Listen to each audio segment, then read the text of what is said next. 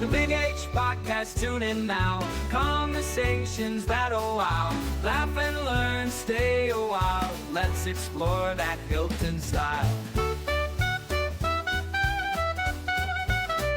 From the highs to the lows, every story just explodes. Mike's got questions on the go, diving deep from head to toe. Every week the guests align, sharing moments so divine. Stay with us, the pace is fine. Every episode you'll find. The Big H Podcast, tune in now.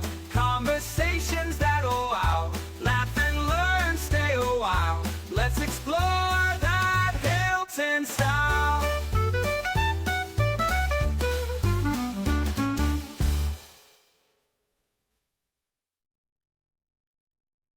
Well, so the original popcorn stand, which I think Todd talked about, was half the width of this. And then they doubled it at some point. I don't even know when, before Jerry, BJ. But probably in the early 90s, it had just reached the end of its life. And at the time, that stand, I had a pitched roof, and you'll see the pictures.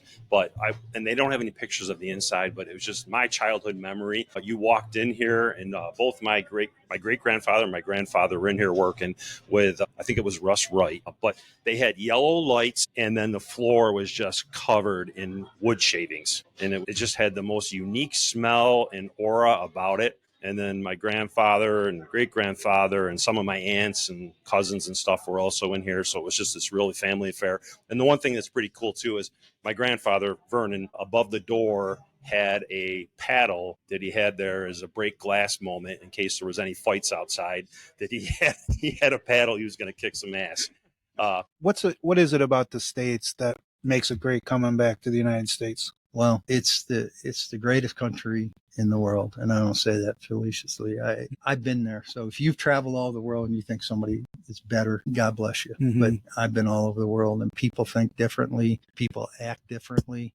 They have different opinions. They are not the same as us. If you think that, then I got some real estate I could sell you. The United States is the best country in the world, the best opportunities, the best values, the best try to fair play. We're not perfect, but I love the United States. And I think I learned that when I went to Iran, when I went on that wrestling trip as a 17-year-old.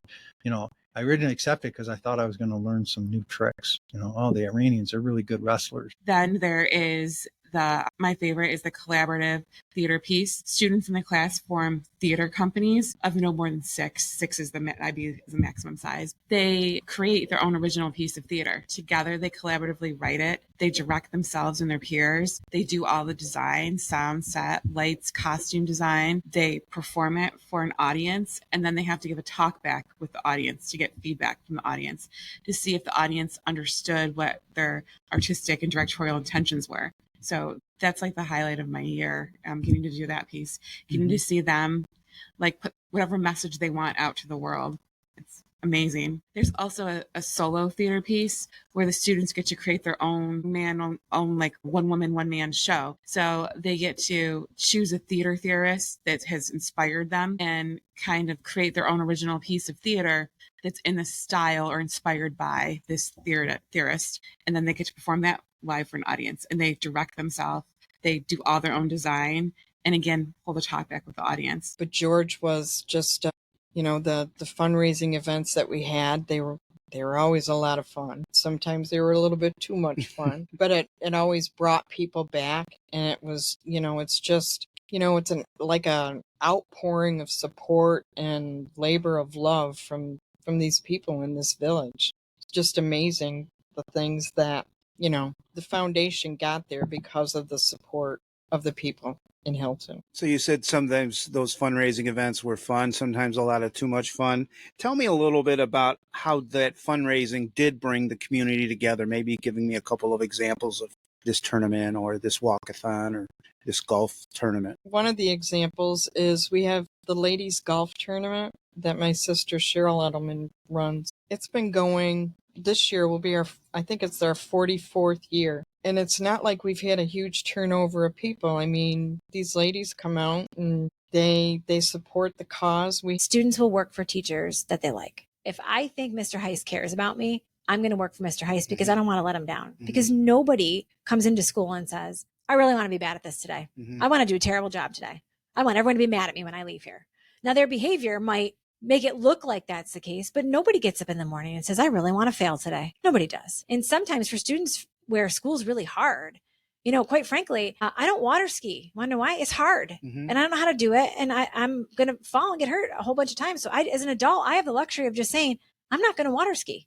But a kid. When you're 7, you have to come to school every day, whether you like it or whether you're good at it or not. And I think we need to remember that sometimes and try to find those ways to connect with the student, because students will work for teachers that they know care about them. They really will. How do you Absolutely. balance all that? So it's definitely a lifestyle. One of the things that I would always encourage people to do is to live where they work.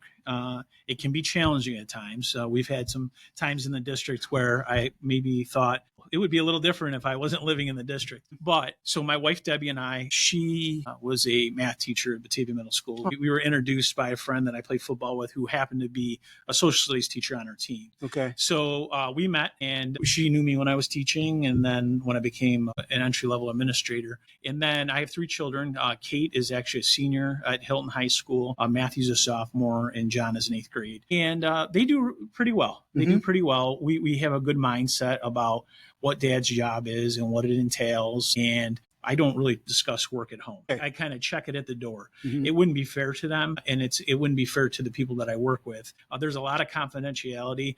There's a lot of stuff up here that goes nowhere past that. And that's something that's interesting, you know, whether I stopped to get Kelly's Donuts on Sunday morning, and I had some conversations about some issues that were happening at the high school. So when you're in public, you're always on. That was going to be my question. Yeah. You have to choose. You have to want to be all in, and you have to make some, I don't want to call them sacrifices, because relatively speaking, it is a job, but there are certain things that other families who might not be in a role like that don't have to think of. And we have to be very thoughtful, and because we want to do our best job as the superintendent and the superintendent's family. That's very important to us. We care greatly about Hilton, and it's a change. The Big H Podcast, tune in now. Conversations that'll wow. Laugh and learn, stay a while. Let's explore that Hilton style. From the highs to the lows, every story just explodes. Mike's got questions on the go, diving deep from head to toe. Every week the guests align, sharing moments so divine. Stay with us, the pace is fine. Every episode you'll find. The Big H Podcast, tune in now. Conversations that'll wow. Laugh and learn, stay a while. Let's explore that Hilton style.